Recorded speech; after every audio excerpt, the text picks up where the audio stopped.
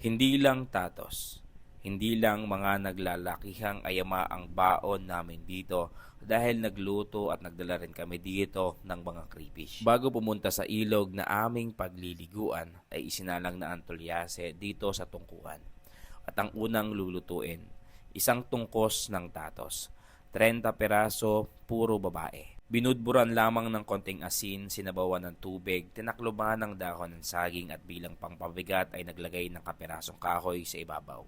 Habang niluluto ang tatos, alimango naman ang isusunod na isasalang.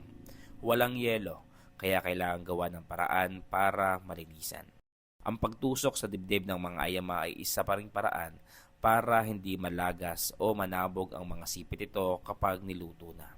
Kapag kumukulo na ang tatos, babalik na rin lamang ito. Mabilis itong maluto kahit wala pang kalahating oras, basta nakukuluan, luto na ito. Di katulad ng ayama na mas matagal maluto kumpara dito.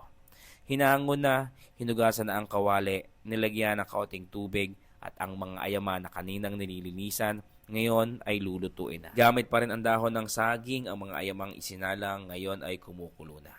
Para masiguradong pantay ang pagkakaluto, babalik na rin lamang ito. Nilaksan na rin ang apoy. Ginatungan na rin ang mga bao para maglagablab na. Lumakas na ang apoy at kumukulo na, maya-maya pwede na itong hanguin. Nangangamoy na at ika nga ng mga kasama ko, nakakagutom na. Meron din kami ditong inihaw na mga bangus. Dahil luto na ang mga ayama, sinaing naman ang isinunod dito. Nilagyan lamang ng kahoy para hindi mahilaw. Hinango na rin at alam nyo ba na ang isa sa masarap sa bagong saing na kanin ay itong pinaypayang tuyo.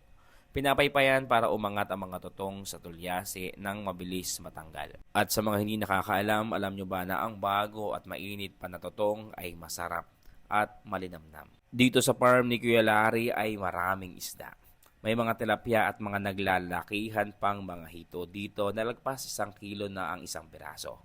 Pero hindi yan ang lulutuin namin ngayon. Ito ang unang beses na mag-harvest kami dito sa kanyang mga alagang crayfish. Tubig tabang ang kanilang tinitirhan at ito atin ang matitikman. Ang ating lulutuin, mga lalaki lamang kasi ang mga babae kailangang magparami. Para malaman kung ang crayfish ay lalaki, ang palatandaan dito ay meron siyang kulay na pula sa kanyang sipit. Ang hawak ko ngayon ay isang babaeng crayfish dahil solid lamang na berde ang kanyang kulay, kaya papakawalan natin. Sila kasi ang nagpaparami at umaabot na sa nasa 200 o higit pang perasong anak ang kaya nilang i-produce sa bawat babaeng crayfish. Lalaking crayfish naman ang hawak ko dito kaya inilagay na natin dito. Sa tansya ko nga ay may higit 20 peraso itong aming nahuli. Naluto na ang mga ulam, nilabas na rin ang mga gamit, hinakot na ang iba pang mga pagkain at nagtungo na kami dito sa mga floating cottage na matatagpuan sa Barangay Fortuna, dito mismo sa Dantuan Resort.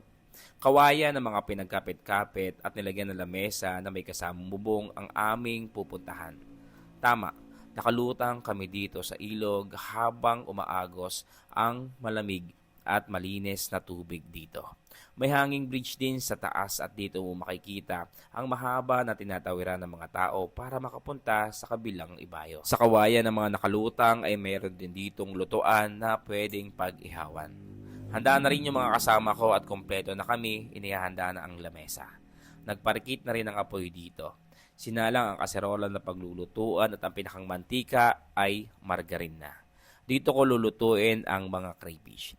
Kaya nang may gas ako ang mga sibuyas at bawang, inilagay ko na rin sila dito.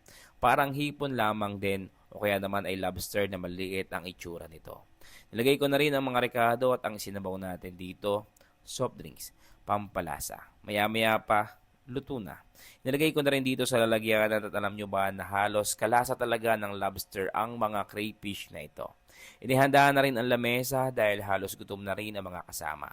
Naghugis na lamang sa kanin ng Barangay Fortuna at nung okay na ang lahat, tara, tinawag ng mga kasama, kain po tayo. Kasama ko pa lang dito ngayon ang Team Biglaan, ilalagay ko dyan sa comment section ang bawat page at sana suportahan din natin. Kanya-kanya na ng kuha. Unli seafoods kapag ganito. Sa palaisdaan kapag maraming laman, asahan mo na kapag may gathering kami, alimango ang dadalhin ko. At hindi lang ito basta ayama, kundi matataba po ito. Yung nakikita nyo na parang scorpion, ito yung tatos na ginagano ko sa inyo na ilaga natin kanina ng tungkos-tungkos. Ang saya na naman ng bawat grupo. Busog na naman ang lahat. Kanya-kanya na ng kuha dito at pagkatapos namin ay maliligo naman. Naunang maubos ang crayfish dahil curious ang lahat sa lasa. Si Kuya Larry, sinubukan at unang beses nakakain nitong buntot ng tatos, approve tayo dyan. Ito namang sipet ng malaking ayama, pinagkatiwala natin kay Gusto TV PH, siya na ang bahala dito. Binuksan na at kung makikita nyo, punong-puno talaga, napakataba nito, isang sipit pa lang, siguradong sasapat na pang ulam. Napakaganda dito. Cottage na nakalutang sa ilog, ang sarap magmuni-muni, ang sarap maligo, malamig malinis dahil dire-diretso ang agos ng tubig dito. Pwede ka ring umakyat dito sa hanging bridge. Medyo may thrill at masarap magpicture dito. At syempre, hindi pwedeng hindi tayo maliligo. Dahil sa ganitong liguan, para ikaw ay mahulawan, kailangan mong maglangoy-langoy dahil mamaya ay kakain na ulit. Medyo mahaba po ang video natin ngayon at sana nakaabot ka hanggang dito sa dulo. Maraming salamat sa iyong pag-follow at sana supportahan mo pa ako sa mga susunod kong upload. Ako si Marvin Almanan.